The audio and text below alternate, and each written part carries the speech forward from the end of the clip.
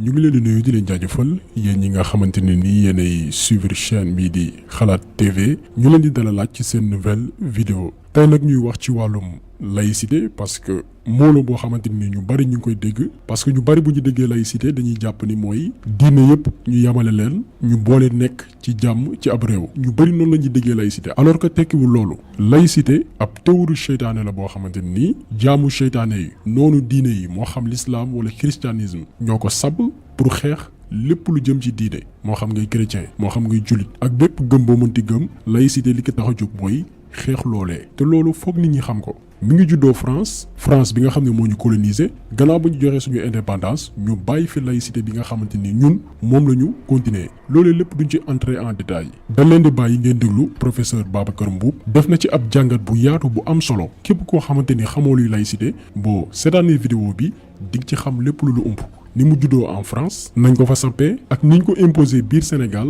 ba tey yàqu-yàqu yi ñu fiy dégg lépp ci jikko muy góor jigéen muy ñi nga xam ne dañu jaay seen rouge seytaane ak bépp mbon muy conséquence laïcité bi nga xamante ni tubaab yi ñoo ko fi bàyyi gannaaw ba ñu joxee indépendance ba pare pour am ci ay leeral dañ leen di bàyyi ngeen déglu professeur Babacar Mboup ci jàngat bi nga xamante ni def na ko ci histoire ba niñ ko indee biir Sénégal ñu ngi leen di may ngeen déglu ko. laïcité nag dafa mel ni benn baat laa wax ni rek ab baat la te it ñu bari noot lañ ko jàppee ab baat la am ci ñu jàpp sax ni lu baax la lu rafet la ndax nee nañ ndey ji seex la njaaxaanay la tëddee. waaye man ci biir waxtaan yi buñ ci ñëwee danañ xam ni bu dee ndey ji seex it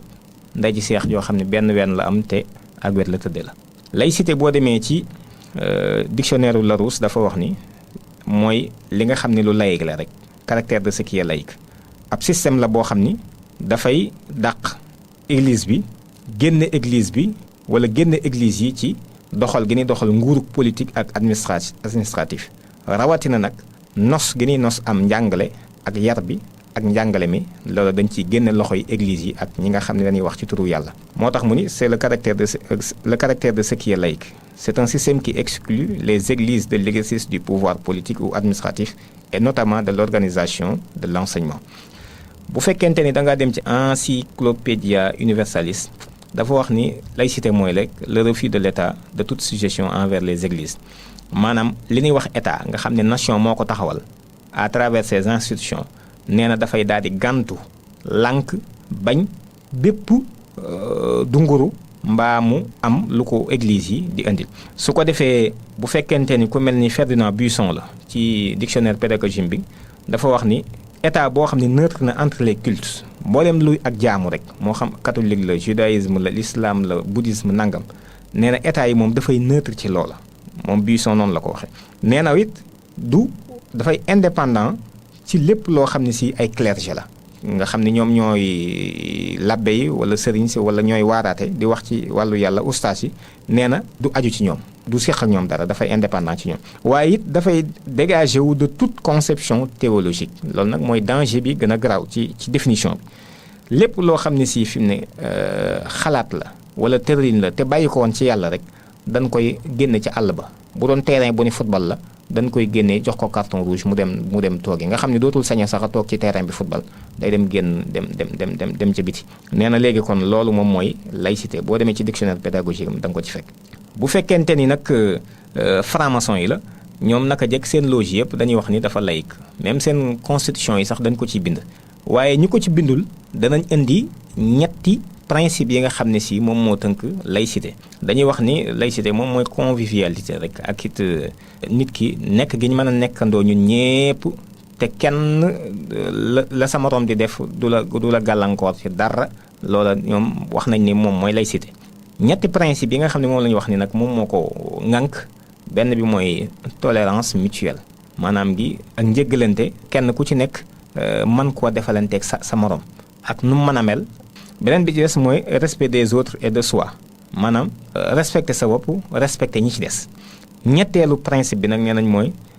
liberté absolue de conscience maanaam sam xel dañ koy boyal ni ngelaw fu ne mu jaar fa fu ne mu dem fa nga xam ne si sa conscience lu mu la jox rek lu mu la may loola mën nga caa nekk mën nga caa yëngu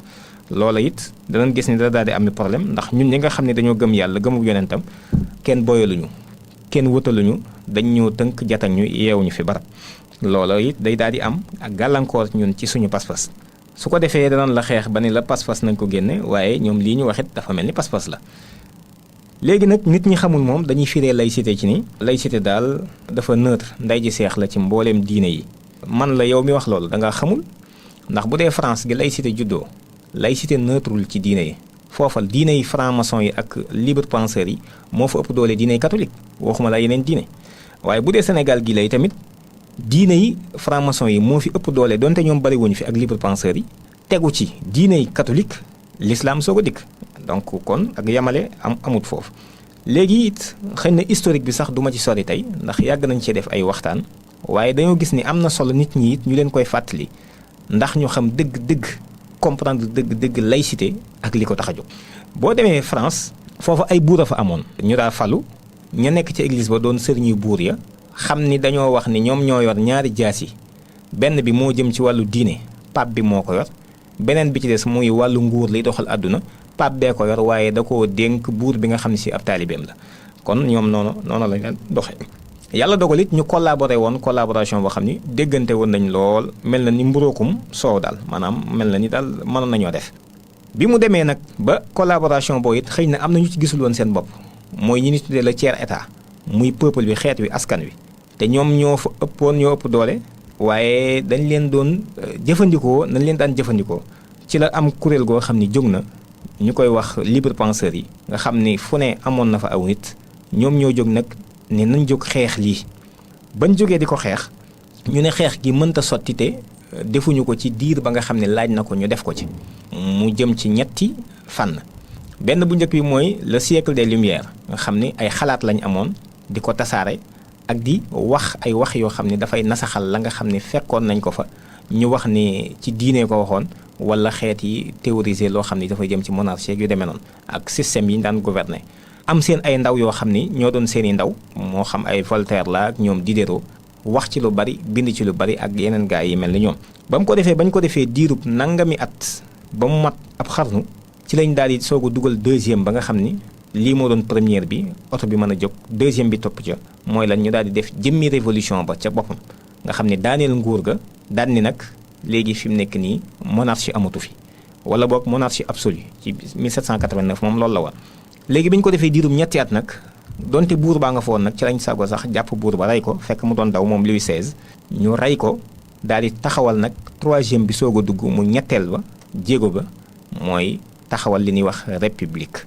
kon nga gis ni bokk na ci ay baat yi nga xam ne indi nañ ko république mooy lan mooy li ñëpp bokk. république boobu nag bi ñu ko taxawalee France dafa daanu ndax juróom-ñaari at la am rek daanu ñeent fukki at ak juróom-ñeent gannaaw ba ñu taxawalaat ñaareelu république mu am ñeenti at daanu.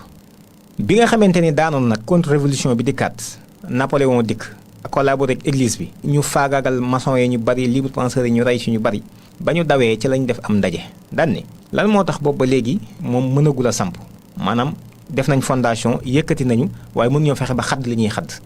lan moo ko waral ci lañ gis ni république mënta taxaw France ndax église bi yàggagum fa yàgg am na fa junniy at ak nangam église bi mooy jàngal nit ñi église bi mooy yar nit ñi église bi mooy tudd doom yi église bi mooy waar nit ñi église bi moo leen di toqi église mooy takk sëy nit bu juddoo ba muy faatu église bay njëkk ci moom mooy mujj ci moom ci lañ gis ni nag fii ak église bi mi ngi def loolu ci biir France ñoom mënuñu faa taxawal lu dindi loolu moo tax ñu daan ni kon bokk na ci loo xam ne bu ñu ñëwee li ñuy njëkk a def mooy fexe ba kon dal ci kaw église bi dindi ko ci rôle boobu mu doon joué ci société française waaye suñ leen ko dindee nañ fexe indi leen diine joo xam ne moo koy wuutu dana leen di digal di leen tere di njëkk ci ñoom di mujj ci ñoom su ko defee di leen jàngal di leen yar di leen orienté loolu moo waral bi ñuy agsi ak troisième république bi ci 1870 ñu daal di ëndaale diine ju bees jooju nga xam ne moom mooy laïcité loolu moom mooy ab taarixam soo ko xoolee.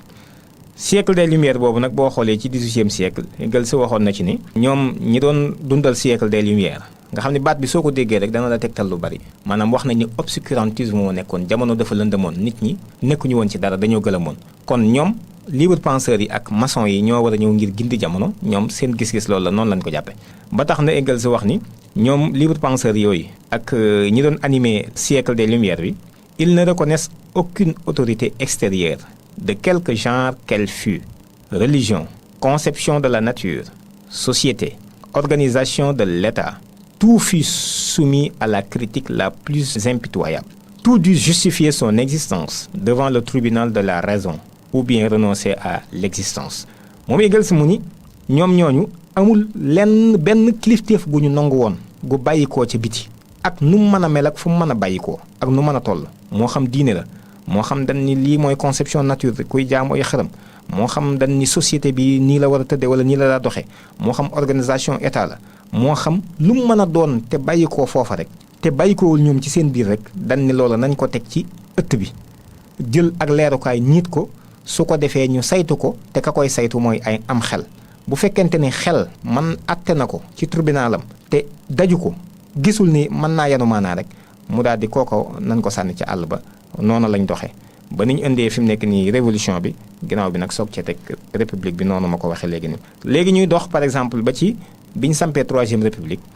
am loi yoo xam ne si ku ñuy wax Jules Ferry moom moo ko jëloon ci 1881 ak 1882 mu jëm ci léegi képp kuy jàngati njàng mi léegi amatul fay dafay libre te gratuite. ñaareel bi it képp koo xam ne am nga juróom-ñaari at diggante juróom-ñaari at ba fukki at ak ñett obligatoirement faw nga ñëw ñu jàngal la nga xam ni la war a nekk ca yow jiitu ci yow léegi ñoom libre penseurs yi ñoo koy def ci yow république bi moo koy def ci yow. jël loolu def ko ay loi ñu tàmbali nag xeex boobu ak bëri boobu ak église bi ba ci mbokkam ma René Goblet 1886 moom it am loi boo xam ne indi na ko muy loi bu am solo mooy laïciser personnel bi nga xam ni léegi jëmmi ñi daan jàngale léegi dootul doon ay labbe dong léegi dañ ciy dugal ñeneen ñoo xam ne si dootul pas-pas moo tax ñu leen ciy dugal waaye dañuy doon ay laïc. loola xeex nañ ko diirub fukki at ak ñett yoo xam ni mujj na 7000 religieux ay labbe 7000 dong ñoo fa desoon ci biir système éducatif bu France bi yëpp te ay nangami junni la ñu woon mujj na la ci ëpp lépp doon ay laïc ci fukki at ak ñett dong. bi mu ko defee boo xoolee it ci 1905 ci lañ def la loi de séparation bi nga xam ne Aristide Briand moom moo ko porté woon socialiste boobu di mbokkum ñoom ñëpp doonoon franc-maçon bu ñëpp xam. ba ci 1912 arrêt Bouteille nga xam ne ci lañ dàqee mbooleem ku amoon pas-pas ñu dàq la ci njàngale mi dootoo kii waaye loolu lépp ci boromum xel da nga gis ni kon ñoo ngi xeex ndànk fi mu ne ba dindi nañu njàng mi ak njàngale mi ci loxoy diine ba looloo waral France gënu yilifoon tey bi mu dikkee Sénégal fi mu ne njàngale mi ak système éducatif bu Sénégal yaakaar na ni jàng làkku jaamur la jàng xalaati jaamur la jàng xam-xamu jaamur la waaye wërta tegu ci diine wërta tegu ci pas-pas wërta tegu ci l'islam ak lu yonente bi andi woon alayhi salaatu wasalaam. su ko defee nag ñu ñëw ci ana laïcité lan la jublu. laïcité lim jublu lu yomb la mën nañ cee lim yu baree bari waaye mën nañ cee lim rek ñett mbaa ñeent yoo xam ni dañoo bëgg nit ñi gën koo bàyyi xel te xam ne war nañ cee am ay taxawaay. benn bu njëkk bi mooy suñu borom mi nga xam ne mooy rabbu samawaati wal ard nga xam ne yàlla mooy buurub kaw mooy buurub suuf li ci diggante bi it moo ko moom lépp moom fépp moom ñëpp. lan ni léegi laïcité dafay dindi loolu bu dee ci sur le plan francophonie France ak ñamu yilif waaye bu fekkee sur le plan international la it mooy sécularisme bi ma doon wax sànq noonu it dañ koy projet la boo xam ne si sorewul ak laïcité daanaka ñoom ñaar ñoo bokk ndey ak baay. su ko defee rabbu samawaati wal ard jooju dañ naan yàlla mën naa moom kaw de waaye nag suuf moom yàlla dootu ko moom laïcité bokk na ci kon li mu gën a jublu bu suuf moom bu ko yàlla moom. ba tax na danañ wutal suuf si beneen yàlla boo xam ne li waral yenn kuréel yu bari juddu fi mu nekk nii loolu la ko waral. muy Illuminati yi muy yeneen yi ci des ay groupe Bilderberg ak ay Bohemians Club ak xeeti franc-maçonnerie internationale ak yeneen yu baree bari yooyu ñoo tax fi mu nekk nii ñu juddu leen pour ñu fexe ba yàlla dootul moom suuf si. loolu nag dana am solo lool ñi nga xam ne ñooy njabootu yàlla ñu xam ko ba mën koo bàyyi xel ba taxaw ci xam ni du fi tàggee ni yàlla mooy wàcc di lijjanti loolu waaye doomu aadama mi mu délégué ci kaw suuf moo war a lijjanti lool. ñaareelu jublu gi laïcité jublu mooy yàlla mi doon al wakiil nga xam ni lu ne yàllaa ko bind te moo koy saytu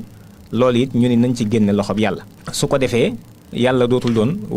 wakil bi waaye keneen mooy saytu teg ko ci leneen ni ko Jules Ferry waxoon rek mon objectif c'est d'organiser le monde sans Dieu. ku dem ci Encyclopædia Universalis ci xëtu juróom-ñeenti téeméer ak ñaar fukk ak juróom-benn da nga ci fekk li ma wax. loolu nag di lu xam ni si lu doy waar la bu fekkente ni doomu aadama ak kóllëre gam amoon ak yàlla ak engagement yam ca jël misaax yi ca tegu ak it délégué gi ñu ko délee mu wàcc ci kaw suuf yàlla ni ko dama bëgg nangam bañ nangam mu agsi ci suuf léegi bëgg a war yàlla ba dagg digganteem ak moom ni ko léegi man li may doxal lépp yàlla dootoo ci doon dara dootoo doon wakil bi daal loola yaakaar naa ni lu doy waar la. bu ko defee ñetteel bi nga xam ne laïcité jublu na ko it mooy yàlla mi nga xam ne mooy alxakam ñu disqualifié ko. yàlla dootul yor atte yi dootul ni nangam nañ ci def nangam nañ bàyyi nangam nañ ca moytu leen nangam bàyyi leen nangam daal ndigal ak tere dootul bàyyi ko ci yàlla. atte yi jëmi atte yi it dootul bàyyi ko ci yàlla. loolu moo waral fi mu nekk nii boo demee ci constitution bu Sénégal nga xam ne nee nañ mooy charte bi gën a rëy ci réew mi nga xam ni mel na ni sax tiimale nañ ko alxuraan ni moo ko gën a rëy te loolu nee nañ askan wi ñoo ko tànn charte boobu boo ca demee fi mu nekk nii li mu reconnaître du alxuraan li mu reconnaître mooy suñu xeli bopp yi nga xam ni du suñu xeli bopp ñun sénégalais waaye xel yi nga xam ni si mën naa roy te fonk te kawel lool ab tubaab muy waa France xel yooyu la ñu wax ni kon li ngeen bëgg moom mooy dox te la ngeen bëgg mooy li tubaab bi bëgg rek moo waral fi mu ne na ko France gisee rek loolu lañ ko gisee. ba tax na alxakam jooju alaysallah bi ahkamil xaakimin moom yàlla moomu dañu koy daal di disqualifié ni ko nag dootoo doon ki nga xam ne si yow yaay doon xakam bi waaye nag suñuy mbir dañu koy doxal waaye yow yàlla dañ la ciy génne. te am na lu alxuraan waxoon mboolem suñu mbir yëpp wa maa xtalaftum fiihi min shay'in fa hukmuhu ilallah dafay mel ni kon mbooleem atte yëpp dafa war a dellu ci yàlla waaye laïcité moom bañ na loolu dindi na ko. su ko defee ñeenteel bi nag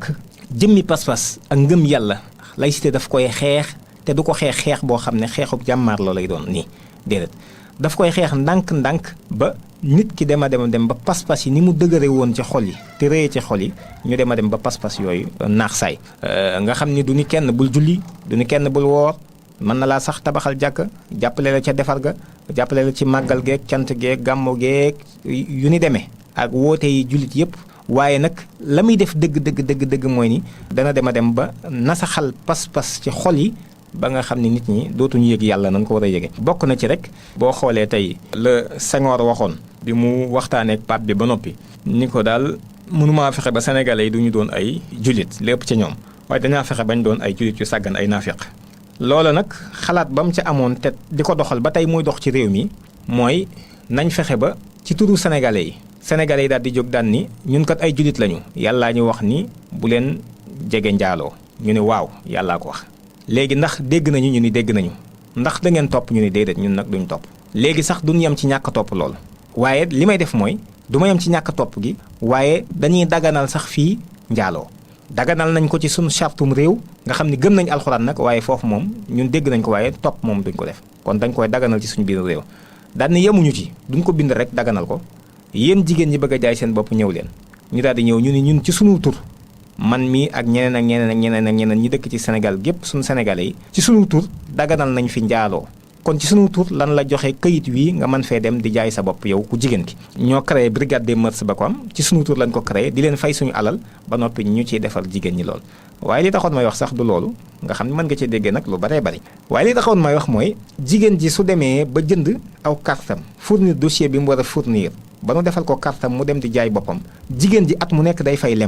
lempo yooyu ñuy fay état bi daf koo am fu mu koy ber nguurug Sénégal ca Senghor ba léegi suñ ko beree bu ko defee mboolem ñiy jaay sàngara ñiy tëgg ci kii bi di def lu noona nga xam ni seen alal lu xaraam la ñu leer wala ñu sib ko te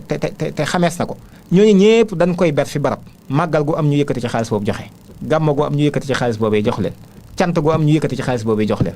nga xam ni mboolee seen kiy liggéeyal l'islam alali ki jaay boppam ba noppi lan lay joxaat fi mu nekk nii nga lekk ko mbaa nga lekk loo ko jullit ci mbaa taalibe yi loola bokk na ci li Senghor doon xeex ba tey mooy dox Sénégal nag te loolu yëpp it mel na ni mat naa bàyyi xel bu baax ndax loolee sëriñ bi waxoon rek ku lekk lu xaraam def lu xaraam ku lekk lu nu sibit da nga def lu nu sib ku lekk lu dagan def lu dagan loola kon bokk na ci xeex gi ñuy xeex ngir génne pas-pas ci xol yi te boo nattee ni pas-pas yi mi ngi wàññiku ci xol yi rek da nga koy xam bu njëkk bu nit jigéen masee am natt bu ko dal ba mu jëlee ca lam ca jële dafa daa faral di génn gàddaay daw ngir gàcce ak kersa gu muy am ma nga xam ne dootul mën a nekkati ci dëkk ba di leen xool su ko defee ay bokkam ya ko jege sax dañuy mel ni ñu kóngamlu dañuy mel ni ñoo xam ni dañoo am gàcce goo xam ne dootuñu mën a xool sax seen dëkkandoo yi ak seen nattangoo yi ngir gàcce goo xam ni ak diis gu jëf ji seen doom jooju jëf mu diis ko ci seen xol waaye tey gis nañ ni loolu jigéen jum dalit doo yam ci di des sa kër baay ba tey fa ngay nekk waaye da nga cey teg xolli saw yaram xeesal ko ba mu xonq doo yam ca loolu da ngay génn ci mbedd mi di def défilé de mode di wanewu ne kaay leen xool ma njëkkewu ko te du ma ko mujje su ko defee bu bis ba jotee it ay bokkam ni njëkkewu ko fi te mujjewu ko kon nañ ko teral ñu yendu këndang kënd gi yëngoo tëgg ak a fecc ak xëxaloo ba ngoon te lii diisoon na lool ca baay ak maam waaye mi ngi nii tey jii woyof na tooy ci xol yi tey jii ñun suñu xol li ma wax nag dajul ñëpp xëy na am na ñu muy naqari ba tey waaye rek gis nañ ni xol yi moom am na lu ciy tàmbali wàññiku looloo waraloon it am na fi télévision bu doon wax ni ci réew mi Sénégal ni yàlla góor la mbaa jigéen gis nga daanaka naqariwul kenn yooyu yëpp nag di ay mbir yoo xam ni lu doy waar la moo tax Philippe Le Villain dafa waxoon ni moom laïcité sa forme excessive s'appelle le laïcisme aujourd'hui et c'est une doctrine que selon Guy Coq ferait de la laïcité une philosophie complétée et guidée par la volonté d'expulser toute foi religieuse du cœur de l'homme maanaam laïcité formam bi nga xam ne si tey moo gën a dangereux nga xam ne ñoo ngi koy jëfandikoo di ko jëfe moom nee na mooy laïcisme tey jii te moom moomu nee na pas-pas la diine la ci ni ko benn borom xam-xam waxee muy Guy Coq wax na ni loola mooy def laïcité xeeti philosophie ay xalaat boo xam ne danañ ko mottali te joyal ko mu jëm ci génne pas-pas génne lépp loo xam ne si pas-pas la ngëm la jëm ci yàlla ñu génne ko ci xolub doomu aadama nee na loolu moom mooy ak jubloom ku mel ni Hollard ku ko xam ni franc-maçon bu mag la ci ñi taxawal laïcité ci France la am na benn tontu bu mu tontu woon Ferdinand Buisson mi nga xam ne moom mooy jëwriñ ji nga xam ne moo jàmmarla woon ak église bi doon diir bu yàgg ministère de l'instruction publique France waxit ni sunu jublu mooy teqale yàlla ak nit ki teqale yàlla ak askan xeet wi teqale yàlla ak njaboot gi nee na loolu mooy jublu laïcité dëgg moom Ferdinand Buisson moom Hollard dafa ko mos a tontu ci ñoom ñaar waxtaan wu ñu doon wax di ko bind par presse interposée kii bu bindee fee kii bind fee tontuwaat ko Hollard ni ko vous aussi vous êtes d'avis que notre droit et notre devoir c'est d'essayer de détruire par l'instruction publique et par la liberté toutes les religions révélées mu ni ko yow it ànd nga ak man d'accord nga ci sunu àq ak sunu sañ-sañ ak sunu wërteef mooy fexe ba dindi te faagaagal ci njàngale mi niy jàngale muy instruction publique njàngale mi mooy li école di def école française ak it ci di leneen li nga xam ne tudde nañ ko liberté maanaam boyal gi nu wax nit ñi nan li dañoo war a boyal nit ñi kenn dootu leen tënk nee na loolu ci la ñuy dindee mboolem luy diine ju bàyyi ko woon ca yàlla danañ ko faagagal ci kaw suuf si moom Hollard tamit wax la lool kon nit ki yow nga bàyyi xel bu baax ci laïcité mooy lan. donc yéen a ko déggandoo yaakaar naa ni à travers vidéo bi comprendre ngeen lépp li nga xamante ni moo jëm ci wàllum laïcité di ab luwaawu seytaane noonu lislaam yee ko fi teg di xeex nag bépp diine seen objectif mooy dindi diine ci xolu doomi aadama yi saxal seen xol yi li nga xam ne mooy mbon donc dañuy ñaan professeur Babacar Mboup yàlla yokk ko xam-xam bi nii lañ koy defee saa su ne saa yu ñu gisee benn intervention bu am solo ñeel li nga xamante ni nii mooy dundinu sénégalais yi seen problème ak seen société ni ñu ko composé loolu lépp ñu dégtal leen ko ngeen mën a xam naka la tëddee donc ñu ngi leen di gërëm di leen jaajëfal di leen jox dig daje beneen yoon ak beneen vidéo jaa ngeen jëf.